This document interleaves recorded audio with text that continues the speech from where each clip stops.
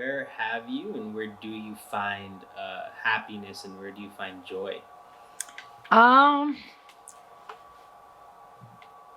as a Muslim, I find uh, peace, calm, happiness, joy in my prayers. Uh, 5 times a day, and you can pray more too. And I read our Holy Book Quran too every single day, because it teaches you the way of life. You understand? You have to be kind, you have to be honest, you have to be truthful, and you have to understand that this world is temporary. um, do as much good as you can, because the more good you do, the more rewards you get, is going to help you in the life hereafter. So why hurt somebody just because you are what you are? Think about what you will answer there in the life hereafter. Is Forrest Gump your favorite movie? Because I like the story of the man, and he didn't give up, and he was always trying, even for the people's thoughts or their the strict opinion about him. He didn't stop. So I think I was I was impressed about the keeping trying. So it is one of my passion in my life. That's why it is my favorite one. What have you learned about yourself and where you've come from through these experiences working with these communities? I think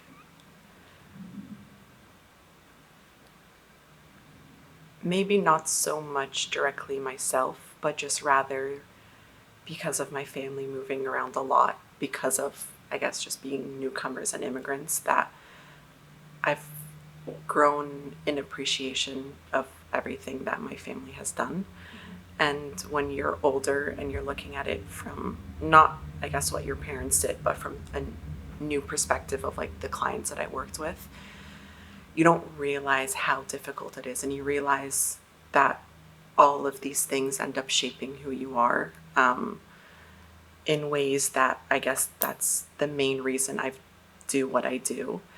And it's just, I've learned that the way that I am in terms of always trying to, I guess, provide that support for people, whether it's my family or my friends, came from somewhere. And I guess it was due to the lack of support that my parents had and my younger siblings had. So I guess that's just the biggest thing. And maybe not so much myself, but just an appreciation overall for the people in my life who have experienced that and have had to go through that consistently and constantly, and were alone doing it. So The stuff that I went through when I first came to Canada is no different from the people that are coming now. So, as I said at the beginning, I'm Kurdish. I'm Kurdish from Turkey. So, I am the different. I mean, I'm a part of minority, ethnic minority in Turkey. So, our lives, my husband as well, is coming from the same community. So, both are coming from same and both face same problems. So, our reason for immigration, there are several reasons I can't describe, but I think challenge is starting from back in home.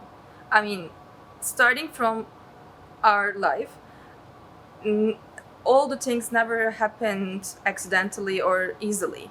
So we have to fight. We have to struggle with everything to get.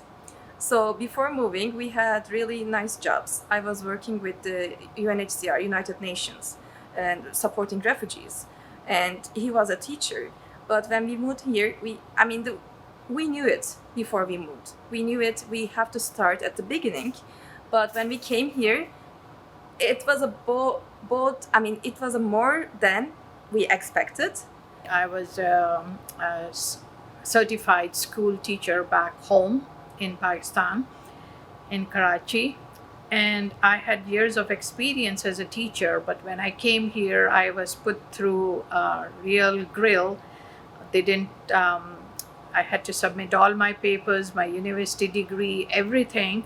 And still, they told me my English, I have to go back to the high school. And that that was really very not very comforting to me, because I was teaching English. I was an English teacher. It's sad, it's disappointing, because it's like you see the world changing technology wise, everything wise for the better, but it's like such a big thing, such as immigration and support for immigrants and newcomers, is stagnant and at a hold still. And if anything, that should be developing as well. Like, Canada is one of the richest countries in the world. How are we still not able to provide safe and affordable housing for those who need it at this day and age? Like, maybe back then it was a new thing where people were still coming into the country and I guess the government was still trying to figure out how to handle that.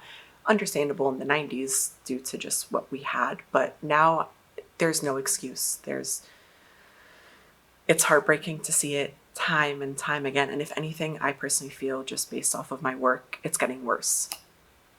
Yeah, the countries where they open their doors for the immigrants, for the refugees, that's a nice thing. But I think there is always lots of things to do. There's always a room to do more. So Canada's nonprofit system, I like it. I like how powerful nonprofits in here. It's really important, believe me. But on the other side, I think there are still a lot of work to do to explain the reasons behind of this, why we are opening the doors, why we are keeping people, or why we are supporting people. Because I mean, the being immigrant, being refugees is not something like they're fragile, they're vulnerable. I hate this, vulnerable thing, vulnerable word, because nobody vulnerable. Okay, I mean, everybody has a power, everybody has something, but with a suitable environment, with a suitable, if you given things to them, they can show their power. If you think that you are not getting the support you want, you're not getting the level of respect you want, work it. Sometimes you have to go with the flow, and just make a decision. Okay, if I behave this way, I am good. But if I am arrogant and ignorant, this is a way down. You don't want to take that way. You don't. So I am outspoken, I am bold, but I also see the person. What is that person? Let's say, there's refugees coming in, they'll give them housing, they'll give them funding, they'll give them furniture, but then they're kind of just left to fend them for themselves, or they're not given the tools and the resources to be able to maintain that housing or maintain that financial status or anything like that. So within a year, their housing's at risk. They don't have the funding that they initially started with. So I feel it's essential to not only provide them with all that, to provide them the life skills and the resources to maintain that, and to further explore other options within the city and the community. So Should question ourselves why the life is not equal for everybody. So if it is equal, if it will be equal for everybody, it's like a dream and maybe a utopia. But people can show this themselves. So immigrants are not people like they don't have anything. They are trying. I think they're so strong people. They're building life again and again. Some people are moving one country and then they decide to bring another one. So it's a lot. I mean, even myself. I mean, moving one country, even with regular race, challenging. And I'm impressed. People are doing very hard. I mean, went through the really hardships. So they're doing again and again. So they're really strong people. They have strong personalities. They have strong backgrounds. But just they need a chance. The chance is not someone should give them. The chance should for everybody. I mean, the chance for everybody. I think now is a very delicate time. Yes, I think you should protect yourself more than before. It is, it's your life, it's your responsibility to yourself too. If you don't protect yourself, how are you going to look out for others? You know what I mean? And nowadays, I can say to you, oh, I am your friend, do this, do that. How do you know? Instantly, you wouldn't know. You give time to yourself to be comfortable, but don't be too comfortable. I guess home is where you feel safe, where you're happy.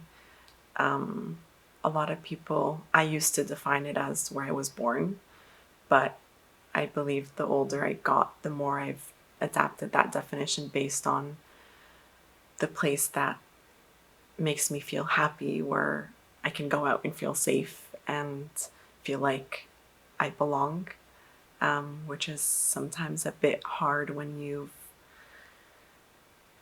moved around a lot. And yeah, so it's where you feel safe and happy.